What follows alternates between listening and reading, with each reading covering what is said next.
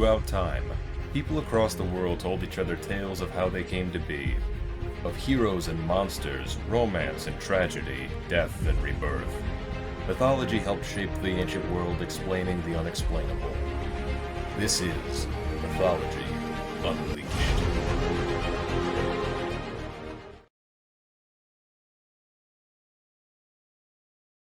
Few cities in the United States are older or larger than New York City. From Washington Heights to the Bowery, the Bronx to Staten Island, the hustle and bustle of everyday life fills New York with energy and history. And with all that history, urban legends naturally begin to form.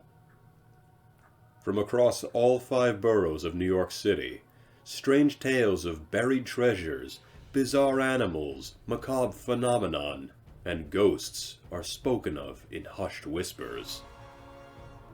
This program will go into detail about some of the most famous and intriguing urban legends of New York City. The Statue of Liberty is a world-famous landmark sitting proudly at the mouth of the Hudson River, an icon of freedom and symbol of welcome to immigrants arriving by sea. Truly a treasure of America. But it has long been said that another treasure lies underneath the statue's feet. In the 17th century, Captain William Kidd was a sailor who led numerous expeditions as a privateer, but was later accused, tried, and hanged as a pirate. On his many excursions, Kidd and his crew had acquired countless valuables, including the Quedagh Merchant, an Armenian ship filled to the brim with gold, jewels, and riches. Upon learning that he was wanted for piracy, it is believed that Kidd buried his treasure on Liberty Island, at the time called Bedloe's Island, somewhere beneath where the statue now stands. Before it became prohibited to dig on the island, a number of failed attempts were made to find Kidd's treasure. One account says that a century after his death, some soldiers from nearby Fort Wood consulted a psychic to locate the treasure. They followed her instructions and began digging on the next full moon. Their shovels struck a large chest, followed by a human skull. At that moment, an apparition of a deceased pirate with a cutlass in hand appeared and chased the soldiers off. When they later returned, the chest was gone, never to be seen again. Among the tallest and most iconic skyscrapers in America is the Empire State Building. Famed for its size, Art Deco design, and countless appearances in media, in 2008, the Empire State Building allegedly became a dead zone, similar to the legends that surround the dreaded Bermuda Triangle. It was said that phones, electronics, and particularly car batteries within a 5-block radius of the skyscraper would cease working. When tow trucks moved them a few blocks away from the building, they allegedly came back to life on their own. One possible explanation is that radio signals from the broadcast beacon on the tower were disabling alarm systems in cars, preventing them from starting. 5 years after these reports began, they inexplicably stopped, despite the broadcast beacon remaining intact, leaving drivers to face the real terror that is New York traffic. In the wintertime, a favorite pastime is ice skating in Central Park South. Some like it so much that they continue to visit the pond long after their death. Enter the Voort sisters, Janet and Rosetta. Legend has it that their wealthy and overprotective father rarely let his daughters leave their home unaccompanied. The one exception to this was when they went ice skating during the winter months at the 59th Street Pond located in Central Park South, allowed only because it was so close to their home. Having spent much of their time in isolation, the two sisters became inseparable. They died within months of each other in 1880, but during the First World War, witnesses began to report a strange sight near the 59th Street Pond. During both the summer and winter months, people started saying they saw the Vandervoort sisters skating side by side at this pond, wearing old-fashioned bustle dresses, one red and one purple. Most odd is the fact their feet do not touch the surface of the pond.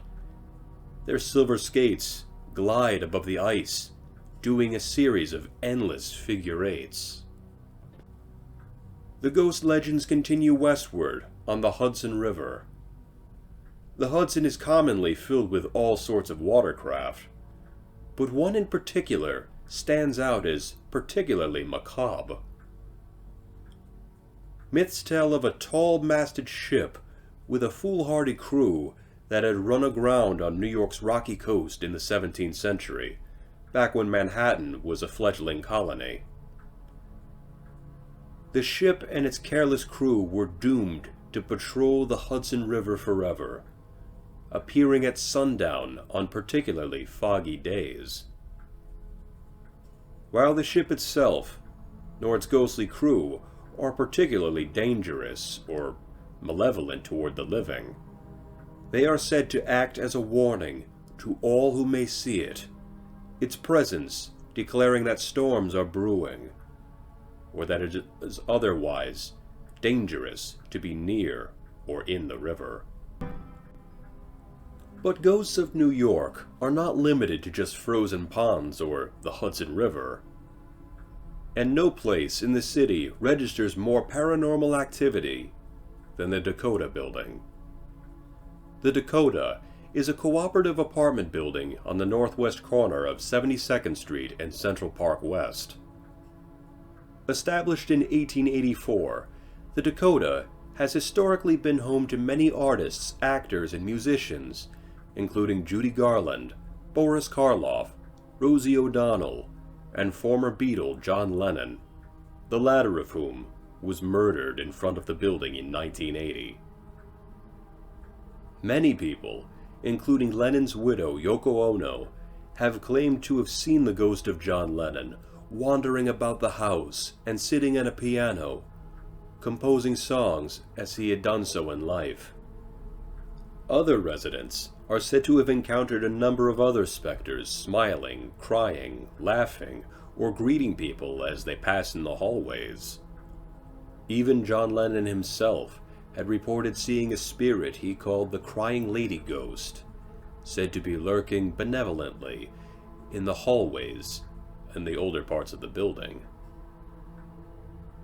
Though ghost legends take place all over New York City, it would seem the Dakota holds the greatest number said to reside in one place.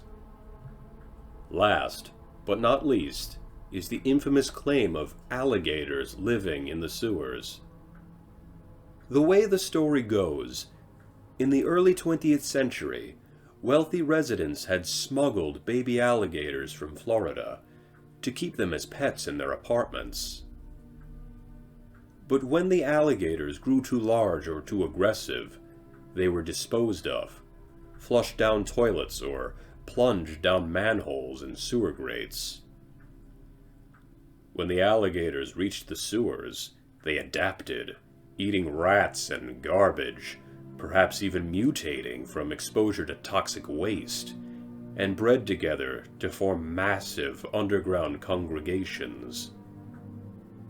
Though there are no confirmations of this ever happening, the account that popularized this legend stems from a 1935 New York Times article in which an alleged 8-foot alligator was found in a manhole on East 123rd Street after either being flushed or thrown down the sewer grates as a baby. Ever since, more than a dozen alligator sightings have been reported throughout the decades, in Manhattan, Brooklyn, Queens, the Bronx, and even further into Long Island. A city as large and as old as New York is bound to have more than its fair share of stories. Some true, some false, and some outright mythical. The streets, subways, and residences ring with the sounds of old legends, of landmark locations hiding treasure or disrupting traffic, of spirits of the deceased who refuse to leave the world of the living behind, and of dangerous animals lurking in the sewers beneath one's feet. New York City is a truly incredible place. If you can make it there, you can make it anywhere. Just remember that you would not be the only legend to call the city your home.